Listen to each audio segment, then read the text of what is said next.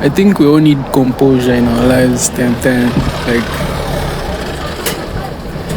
Like we all need composure, bro. I think a lot of people do need to understand that. Like, you don't need to like be out there like everything, doing everything anyhow, like every time you get like trying to be able to nearly. So you don't need to like always involve yourself with things like in things that like you don't need to involve yourself in everything. I think that's important to know, that you don't need to like involve yourself with everything, in everything. You don't need to involve yourself in everything. It's important to know that you don't need to involve yourself in anything. So I think a lot of us don't really work on that a lot. Like we sort of misunderstand the whole idea of work, because just being busy isn't the whole thing, like just being busy. You can be busy doing all sorts of things, and those things don't lead up to anything. And so I think it's quite important, especially if you're a busy person, to practice composure, like practice being composed, practice being subtle with things, like trying to embed yourself in the thickness of things, not just the rapid, fast-paced way of doing things. Like try to keep yourself involved in the like little bitty things, like the things that may ground you in composure. Like I think that's important to actually be composed, honestly, because like there are a lot of things you don't know where everyone's going. Like not everyone is going where you want to go. Not everyone is going where you want to go. And because of that, I think it's important to know that if you are not composed, and because again, clarity comes from composure. Like if you're composed, clarity is very like present. Like you're able to know or understand the way you're moving, like how you're moving, or just your vision in general. Like you're able to like see everything in that. But if you don't have like composure, and if you're not like subtle with things, if you're not embedded within the thing, it's like you're very prone to misjudgment or making bad judgment, right? Like you're prone to make bad judgments because you're just rushing. You're not really focusing on where the decisions that you're making in the moment will lead you, which I think is a very dangerous like way of living, honestly, especially in this time and era. Is that there are a lot of things that can take away your focus, can take away your attention. I'm guessing maybe if you're new to this video, you didn't even like sign to get this video, but along the way, your decisions, your choices sort of led you to stumble upon this video, which speaks for itself. Is that, well, I hope that in this video you're able to like get some value out of this video. I hope you're able to get like some value. You feel me? And so yeah, I think mostly you need to like practice composure. You get like able to like practice composure, able to hold yourself accountable for the things that you do. When you're like practicing composure, you're able to do that. You're able to hold yourself accountable and responsible for your actions. Like it's not just like a thing that just happens like anyhow. You actually like practice. You practice, and then it leads you somewhere. So I think it's very important to do that. Like I think it's very important to really be composed, like practicing composure, just being chilled with the way you do things. It could always, there could always be a better way to doing the thing that you're doing. And I think it's important to respect that by taking the time to observe, to marinate yourself in the thick of things, the thickness of things, so that even if you do make a decision or make a choice, it's going to be well grounded on the fact that you've been able to thoroughly observe your situation. Yeah, because I also say this because the other day someone just like well, a lot of times in fact, and I noticed this happening like in my own life, that the moments when, well, back in the day, I used to like rush and do a lot of things. Like I was very eager to like participate in a lot of activities, random activities that didn't really like ground me on my own like vision. Like I wasn't really focused on, like I didn't really have a vision for the longest. Like for the longest period in my childhood, I didn't really have a vision for what I really wanted. And I think it's normal when you're young, but again, I think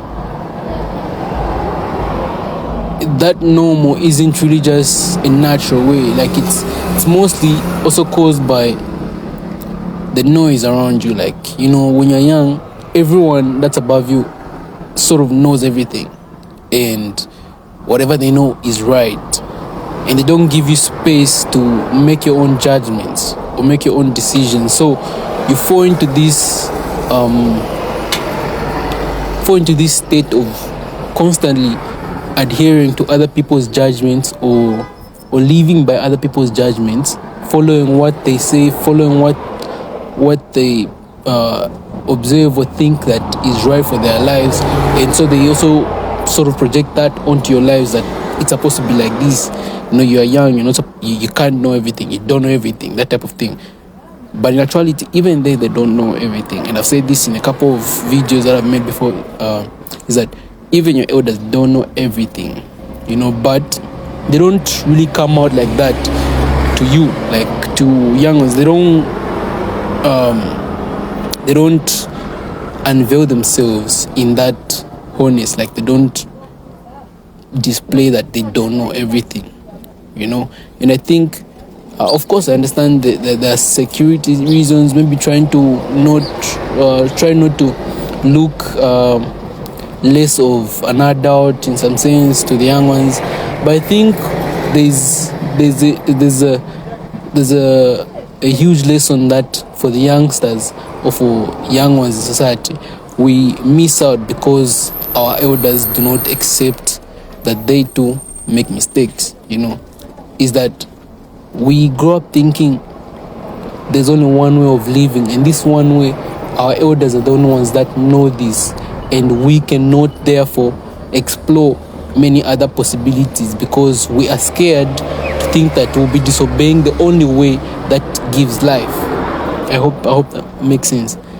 And I fear that's the reason why a lot of youngsters these days do not explore a lot, do not want to be weird. They don't want to seem cringe or, you know, out there. Like they don't want to seem out of the line. Like they don't want to look like they're out of line when performing or doing whatever it is that they're doing.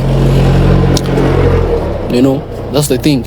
But in the sense, again, I feel like it causes the youngsters to miss a lot. Hello. All right, so yeah, that's the thing, because if you notice that, like my generation, or most people that I know, my age mates or my peers, yeah, have a strong fear against doing anything that is away from what the parents expect of them or what the parents deem is right for them. And it's okay that parents want the best for their children. It's okay for their children to also want to respect what their parents want for them. The only thing that bothers me is that if we grow thinking that our parents are the only ones with the right knowledge, like without a doubt, like these are the people that like we just have to follow, whatever they say is just following, we never really grow out of our parents' care or out of our parents' guidance, right? Will never grow, and thereby the family will never grow as well, because all that is happening is we're milking from the same resource, like, and as you may know, is that there's no new thing that will come out of an old place. There's no new thing that will come out of a new place. One other thing that really like bothers me about this same thing is that you notice how when you were sent to school, right? Picture this: you, as a parent, anyways, you take your children to school. Why? Because you believe that at school there is knowledge that is going to be imparted on them, that is going to be helpful for them to advance in society, or to be valuable, or to, you know, find value in something, at least to get away from the stagnancy that society, the negative side of society can impart on people. You sort of impart on your children, like, consequently, out of making such decisions of taking them to school, you unintentionally, maybe unintentionally convince your children that there's a level of being that can be attained elsewhere, out there. And so as children, we grow up into this same belief, which is okay, right? Like, you know, there's a lot more to be understood or studied, and we can get a lot from just studying, or, you know, being out there, being exposed to situations. And so that's what like mostly happens. That's what happens anyways. That's what happened to me, is that in my childhood I was taught to go to school, get educated, you know, and everything like that. And then from school, you come back, after you graduate high school and everything, you're back in society, you're back home, right? The same knowledge, the same practices that you were imparted on by your school, which was a direct consequence of your parents saying, you know, this is the right decision. The same knowledge that you took up from school, you bring into the household. It's a shame. Like, no parents receives the children and says, you know, you've like quite a few.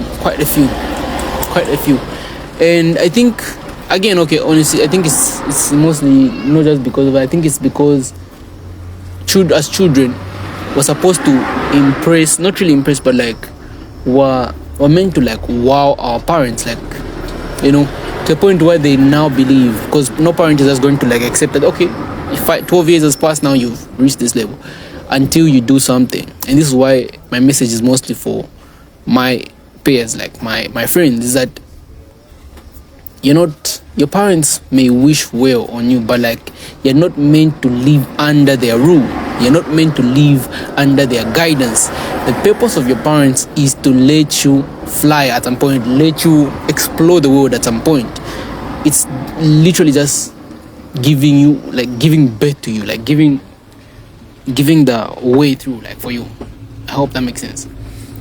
So that you can start to walk on your own. You need to start walking on your own. But like a lot of my youngsters are scared, and they're still living in that either shame, fear, or whatever it is that is holding them down, you know, which is in lacquer. Yeah, so I think that's one thing. I don't know how it was even connected to the first point that I was talking about, which was composure. But yeah, I do feel like that's also a thing to like really just, you know, think about, ponder upon, discuss. Yeah.